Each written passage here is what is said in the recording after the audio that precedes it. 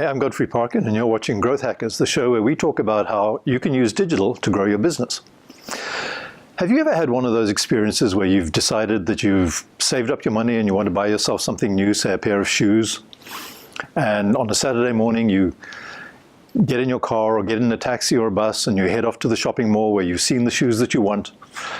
You struggle through the crowds, you get to the store, and they don't have it in your size. And then after arguing a little bit with the people that work there, they make a few phone calls, see if the shoe is available in a size in another one of their stores, and no luck. And you walk away feeling really disappointed. That's an experience you don't want to repeat. If that happens once, it's disappointment. If it happens twice, you tend to be annoyed. If it happens 3 times, you start to get resigned to the fact that this store is not a great place to shop. That experience that you're having is what we call a customer experience, or if you want to be a geek, a CX. The thing about a CX is that it's something which you should be able to manage as a retailer or as a provider of services. The CX that people have, the experience they have of being one of your customers, is one of the biggest drivers of your ongoing success and one of the biggest drivers of whether or not that customer will bring you additional business and additional customers. So in a world of social media particularly, when people have a great experience, they tend to share it. That's what social media is all about. So they'll talk to their friends on Facebook, they'll Instagram the product that they bought, and they'll talk about where they bought it and how great the people were that they dealt with. If they have a bad experience, they'll tend to vent their frustrations a little bit too. So there is an echo effect to a customer experience that goes beyond the immediate moment. In a physical retail store, that's something which people feel quite a lot of pain about because they've invested a lot of time and a lot of money and a lot of expectation only to be disappointed. If you're lucky and you have a decent online experience available to them, they might go onto your website and they might discover that on your website they can get the product that they want in the size that they want and the color that they want, and it can be delivered the same day or the next day. And when it arrives, they'll be very happy with what they purchased, if you have a good online experience available to them. The problem is, though, that if they have a great online experience and a really bad offline experience in your physical retail store, that does tremendous damage to your brand. Because if you've got mixed experiences of the brand, somewhere in the middle there's this kind of mushy, fuzzy idea that this brand is somehow not reliable, sometimes it's great and sometimes it's terrible. And if you then compound that with other channels where the experience is even more different, say when they call customer service, or when the delivery doesn't show up on the right date, then you've got an even fuzzier impression for your brand. And if you've got a fuzzy impression for your brand, it's very difficult for you to grow that brand. What you really want to do, what you really want to strive for, is to have exactly the same customer experience across all the channels where they might actually encounter it. So you want to have people who are answering the phone giving the same impression of the brand as people that you talk to in the store. You want to have the in-store shopping experience to be as exciting and satisfying as the offline shopping experience. That's not easily done. It's called omni-channel marketing. Omni-channel basically suggests that there are multiple channels through which people will encounter your brand. And because we are who we are, we don't necessarily always make immediate purchasing decisions. So somebody might visit your website 3, 4, 5 times. They might visit your Facebook page a couple of times. They might visit 1 or 2 of your physical stores. And then they will make a decision about what they're going to buy and where they're going to buy it. So you've got to make sure, if you want to be an omni-channel success, that you understand exactly what your brand is, exactly what the promise of the brand is, and exactly what the experience is that you want people to encounter when they engage with your brand, and then make sure that you manage it throughout every single one of your channels so that it's consistent and it's strong. That's very easy to say and very, very hard to do. There was a study that was done last year in the United States. And the US is supposedly the top dog when it comes to customer experience. They invented the concept way back when.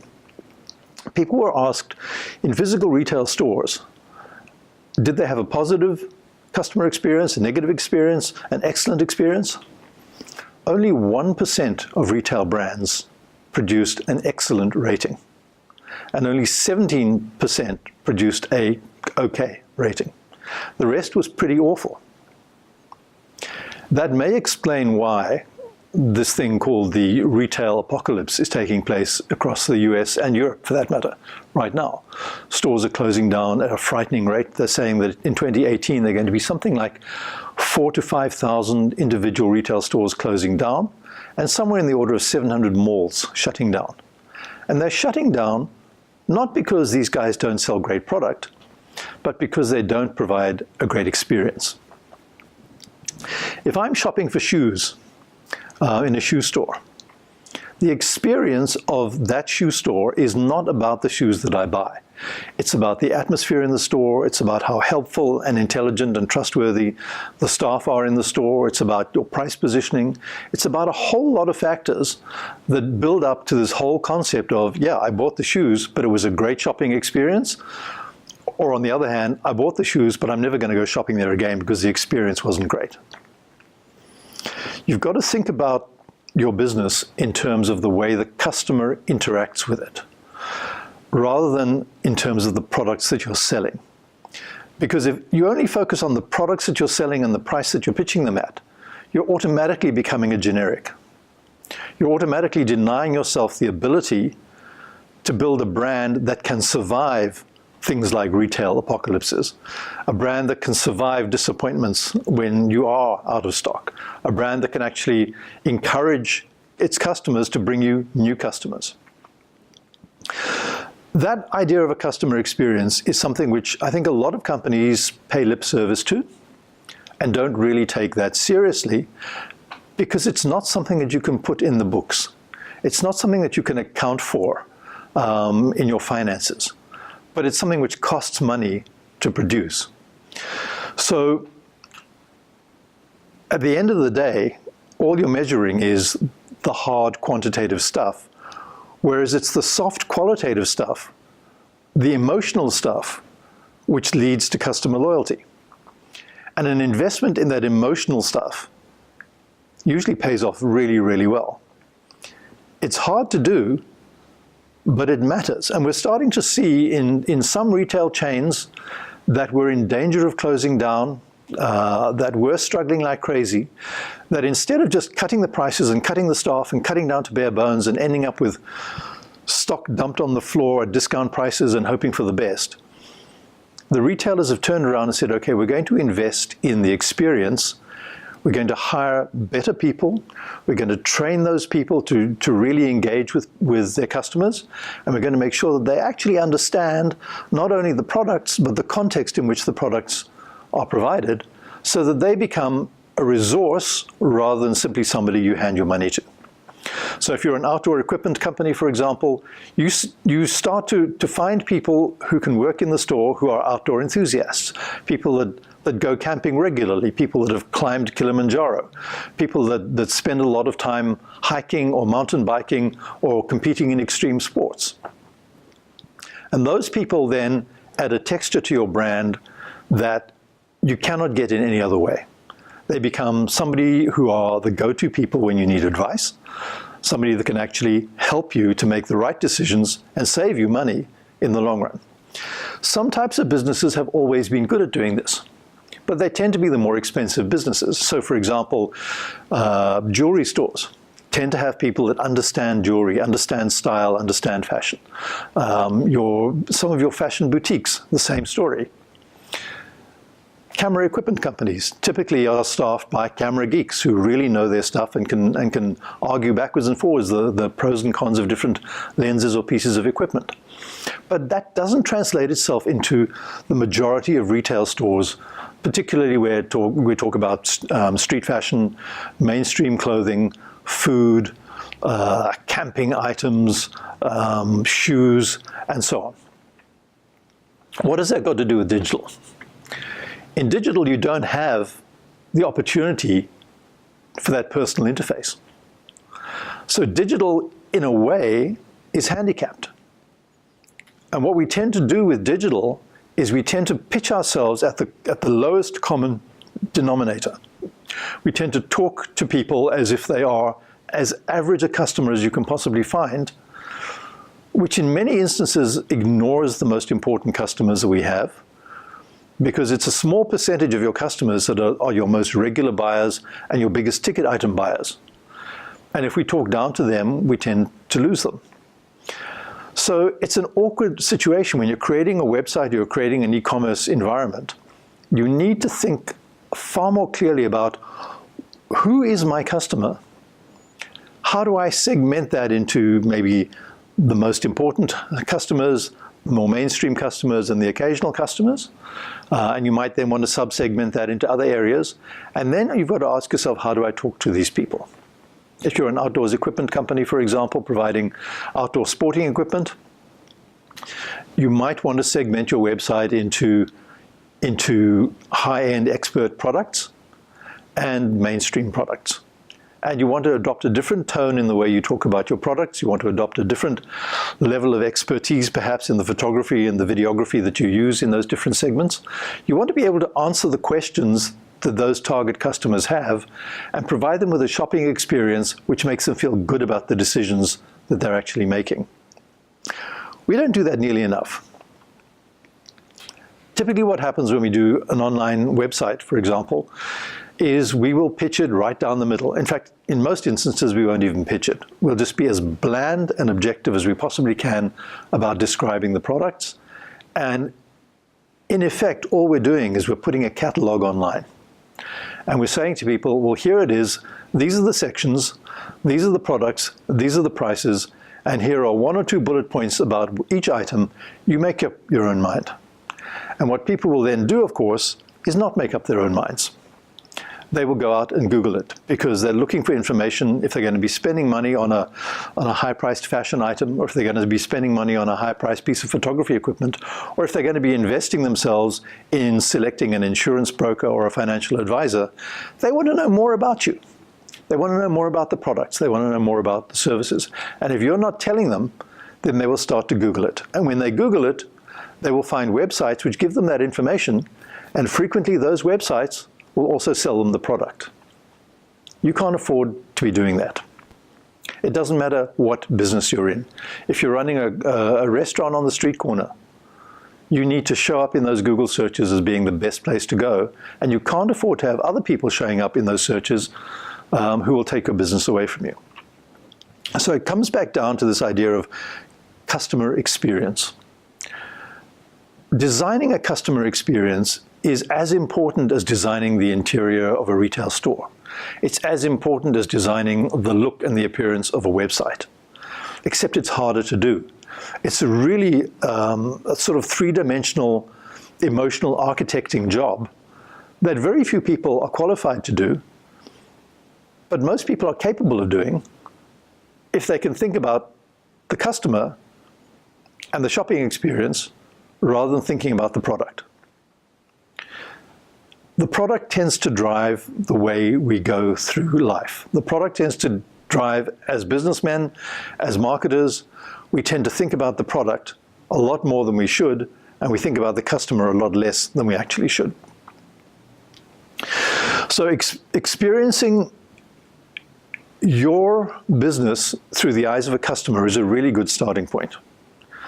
You need to think about that. You need to think about, what is the experience that a typical person would have when they come onto my website? What is the experience that a typical person would have when they come into my premises? Is there a match between the two? Am I satisfied that I'm delivering what it is that people should be receiving? And if not, where are the gaps and what do I need to work on? Now, you can do a lot of that yourself because you need to become self-aware of your business and your products and your CX through the eyes of a customer. But it's a very good idea not to do it yourself if you have access to other sources of information. We all tend to be very biased, and because we know how things should be, that tends to be how we see them. So doing testing of customer experience is an important component of getting your digital experience right, as well as an important component of getting your physical experience correct. Now you can do that quite easily. I think a lot of major retailers, for example, have subscribed for years and years and years to this idea of having a secret shopper. So you can hire companies who will send out people to go and buy stuff, and then they will report on the nature of the experience that they actually had in the store.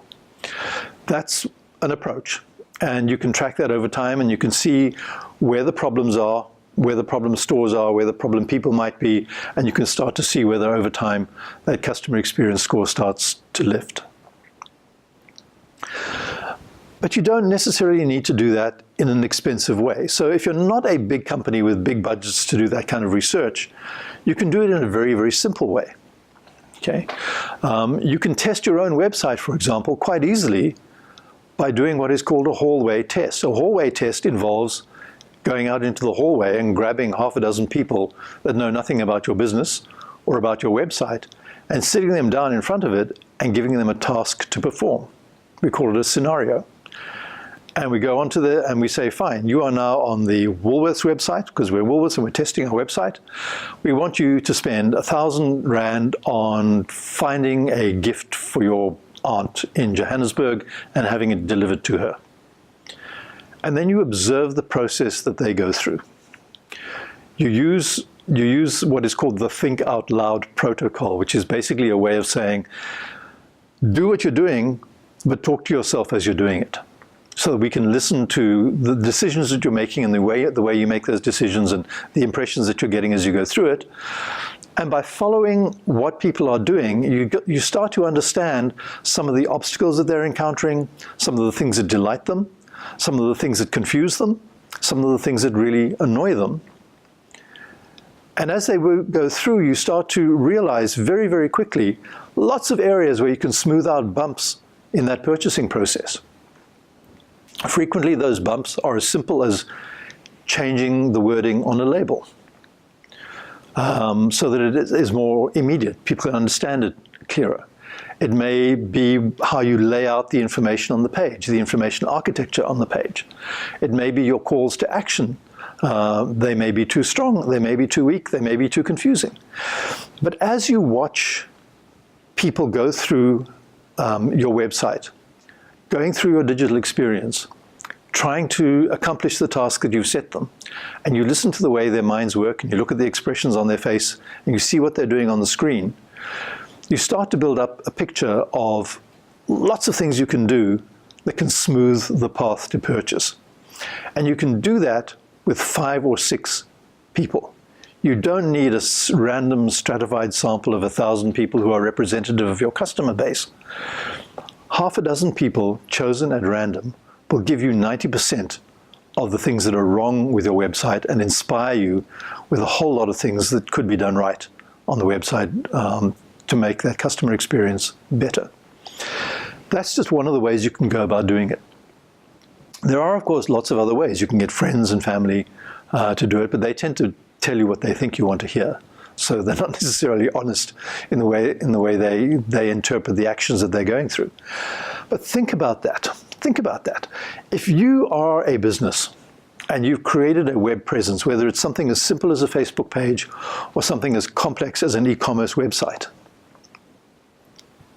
and you haven't tested it, and your developers haven't tested it, because developers don't test websites, typically, they'll go, we'll code it and we'll design it. But testing is a totally different thing. And if it hasn't been tested, why would you go live with it? Why would you let that go out there without testing? Because testing is not an expensive process if you do it yourself. It's not expensive if you do it in-house. And when you do test, you start to discover lots of things that you can fix. I was trying to purchase something online just this morning. And I was responding to an email that arrived, which had a 40% discount on products just for the day. And I went in, I thought, fine, this is great. I can get 40% off something that I was going to buy anyway. And I went straight to the page of the product, and it wouldn't let me go any further. I tried to add it to the cart, and it said, no, you need to select a variable first. How am I supposed to know what select a variable means when I'm trying to buy a pair of jeans? And there were no variables to select. That button was missing on the page. So what happened was that I abandoned my cart. That's a very dramatic expression for what happens in online shopping, cart abandonment. But it's one of your biggest problems when you're trying to get people to commit, whether you're trying to get them to purchase something, or whether you're trying to get them to commit to spend some money with you in some other way. Cart abandonment is one of your biggest problems. In fact, in an increasingly mobile world, and a place like South Africa is almost exclusively a mobile world, when people are doing online transactions, 97% of shopping carts are abandoned. What does that mean? That means 3 people out of every 100 that came to your website intending to buy something, put something into the shopping cart with the intention of paying for it, didn't get to the point where they actually paid for it. So 3 people did, 97 people did not. If you could double the number of people and had only 6% purchase, you do amazing things for your business. If you could cure that 97% failure rate just in the shopping cart, imagine what that would do for your revenues and for your business. But you won't unless you test it. You won't know why people abandon the cart unless you plug an analytics engine like Google Analytics into it and see at which point people abandon the cart. Did they abandon the cart at the point where you were asking for a credit card number? Did they abandon the cart at the point where you asked them to accept the terms and conditions? Did they abandon the cart at the point where they saw the final number after shipping and handling and all the other small print was added in? Did they abandon the cart because it was just too long and too tedious and you were asking for their address twice, or you were asking for too much information about them? If you know the reasons that people are abandoning your cart, you can then go in and fix them. But you will only go in and fix them if you care about the customer experience, because the customer experience is all about from the moment they think that they have a need to the moment they actually receive and try on and use the solution to that need. Their experience of you doesn't stop with them putting a product into the shopping cart. In fact, for many people, both in a physical store and in an online store, the experience of you only starts at that point because that's the first time they actually encounter a human being or a system where they actually have to provide information or provide cash or do something other than just passively browse around. Be aware that as you ask people for information, they become more and more reticent to provide it. So you've got to ask for as little as possible, particularly in the closing phases. And before that even, the more choices you provide to people, the harder it is for them to make a decision. It's a thing called the Hyman-Hicks principle. If you give people a lot of choice, they take a much longer time to make a decision. And if you give them too much choice, the decision they make is, I'll think about it and get back to you. It's been proven in so many different experiments that it's probably not even worth questioning the value of that. Give people limited choices and they will make a choice. Give them far too many choices, ask them far too many questions, give them far too many filters, and they will give up on you because they get confused and the decision becomes too difficult and the consequences of that decision become a problem for them. So think about customer experience in everything that you do. If you are running a business which is a face-to-face business, whether it's an in-store or in-office or in-premises or wherever it is, and you want to add onto that or build into that a digital experience, make sure that the experience that you're providing currently is a good one and that you echo the quality of that experience in the digital environment, and make sure that you keep them consistently synchronized with each other. Because that way, when people think about your brand, they'll think about only one brand and only one element of that brand rather than multiple faces of the same brand. You'll find that helps you enormously. You'll find that it helps people in social media to talk about you with a clearer head and a clearer voice.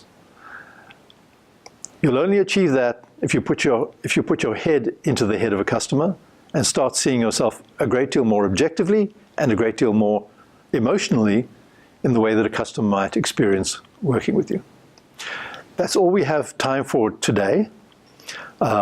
Please stay in touch with us. You've got our email address. Let us know any questions that you have or any comments that you have, and we'll try and deal with them in future programs. For now, it's Godfrey Parkins saying goodbye.